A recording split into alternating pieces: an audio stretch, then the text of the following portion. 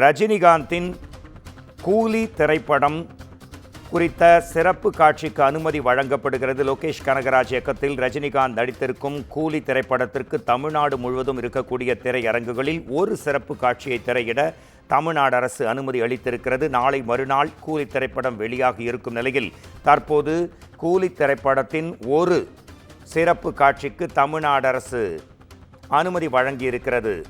ரஜினிகாந்தின் கூலி திரைப்படத்தின் சிறப்பு காட்சிக்கு அனுமதி வழங்கப்படுகிறது. தமிழ்நாட்டில் இருக்கக்கூடிய திரையரங்குகளில் ஒரு சிறப்பு காட்சியை வெளியிட தமிழ்நாடு அரசு தற்போது ஒப்புதல் வழங்கி இருக்கிறது. லோகேஷ் கனகராஜ் இயக்கத்தில் ரஜினிகாந்த் நடித்திருக்கும் கூலி திரைப்படத்தின் தமிழ்நாடு முழுவதும் உள்ள திரையரங்குகளில் ஒரு சிறப்பு காட்சியை திரையிட அரசு அனுமதி வழங்கி இருக்கிறது.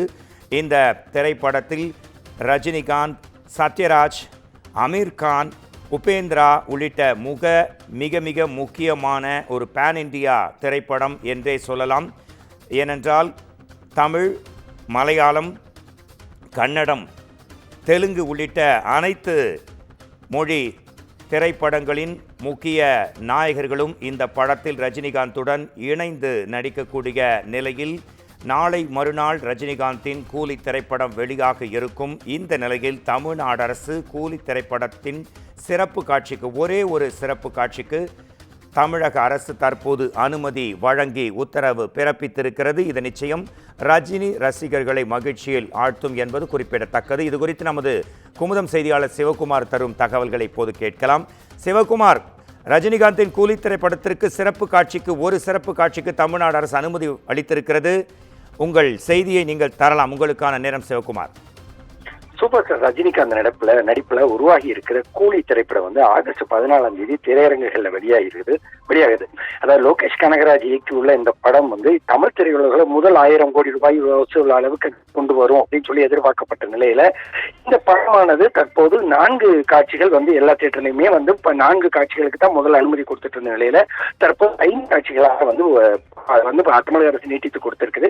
காலை 9 மணி, 12, 3, 6, 9 அப்படிங்கிற மணி அளவுல 5 ஷோக்கள் நடத்திக்கிற முடிவு பண்ணி அதன் அடிப்படையில தற்போது அந்த ஆணையானது வெளியாயிருக்கு. அதாவது கூலி திரைப்படம் வெளியாவதற்கு 3 நாளில் இருக்கிற நிலையில ஏறத்தாழ 150 கோடி ரூபாய்க்கு மேல முன்பதிவாக வசூலிச்சிருக்க அதே நிலையில இந்த படத்தோட முதல் நாள் உலக அளவுல 150 கோடி வரை வசூலை எட்டும் அப்படின்னு சொல்லி கணிச்சிருக்கிறாங்க. ரஜினிகாந்த் நடித்து ஏறத்தாழ 350 கோடி ரூபாய் செலவுல 375 கோடி ரூபாய் செலவுல பிரம்மாண்டமா தயாரிக்கப்பட்டுள்ள இந்த படத்துல எதிர்பார்ப்பு தற்போது அதிகரிச்சிருக்கு. எப்படி பார்த்தீங்கன்னா, ரித்திக் ரோஷன், ஜூனியர் என்டிஆர், கியாரா அத்வானி உள்ளிட்ட பலர் நடித்துள்ள படமாக இருந்தாலும் இந்த ஆக்ஷன் த்ரில்லர் குறித்து அதிக அளவுல ஒரு ஆர்வம் காணப்பட்டு இருக்குது.